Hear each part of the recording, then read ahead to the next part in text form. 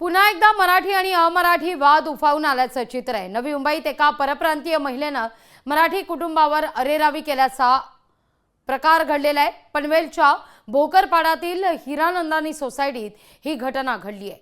यावेळी महिलेनं घर सोडण्याकरता दबाव टाकल्याचा आरोप मराठी कुटुंबाचा आहे। दरम्यान घटनेची माहिती मिळताच मनसेनं महिलेला जाब विचारलाय, तर सोसायटीच्या चेअरमन वसुंधरा शर्मा या महिलेनं माफीही मागितली आहे।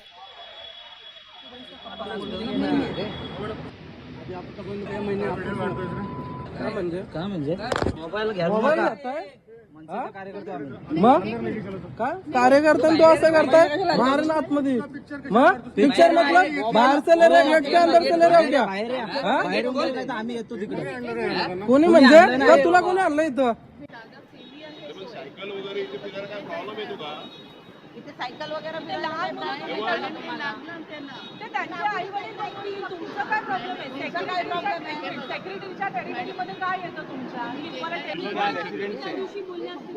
रेसिडेंट आहे तर तुम्ही टेनंटला हॅरेस करायचं असं अरेस्ट नाही किया है। अरे किती कंप्लेंट आहे? किती कंप्लेंट आलेला आणि रेकॉर्डिंग पण नाही आमच्या इथे, व्हॉइस रेकॉर्डिंग पण नाही। किती कंप्लेंट आला का? नाही विचारायला आम्ही तिला विचारायला आलेलो, तू मध्ये पडू नका। कुठे होता रे तुम्ही?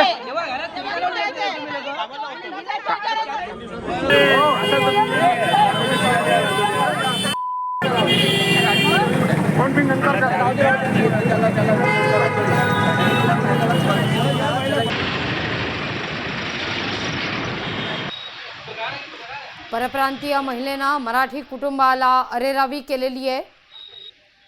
कल्याण डोंबिवली दुसरी घटना आपण पाहतोय। हळदी कुंकू कार्यक्रमाला या ठिकाणी विरोध करण्यात आला। सत्यनारायणाची पूजा आणि हळदी कुंकू कार्यक्रम याला विरोध कल्याण डोंबिवलीमध्ये करण्यात आलेल्या आहेत। दोन घटना मराठी अमराठी वादाच्या।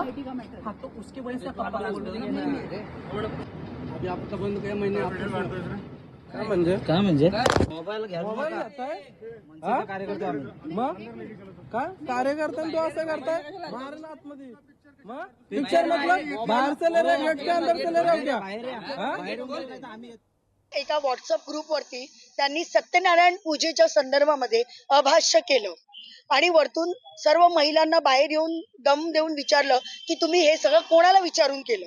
तुम्ही आम्हाला विचारलं का? न विचारता कसं काय केलं? आणि याच्यावरनं ते वाढत गेलं।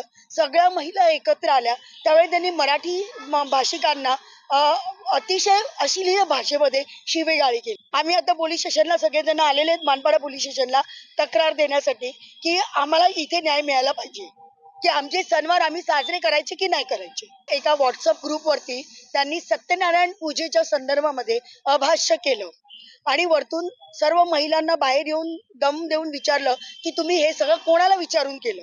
तुम्ही आम्हाला विचारलं का? न विचारता कसं काय केलं? आणि याच्यावरनं ते वाढत गेलं। सगळ्या महिला एकत्र आल्या, त्यावेळी त्यांनी मराठी भाषिकांना अतिशय अश्लील भाषेमध्ये शिवेगाळी केली। आम्ही आता पोलीस स्टेशनला सगळेजण आलेले आहेत, मानपाडा पोलीस स्टेशनला तक्रार देण्यासाठी की आम्हाला इथे न्याय मिळाला पाहिजे, की आमचे सणवार आम्ही साजरे करायचे की नाही।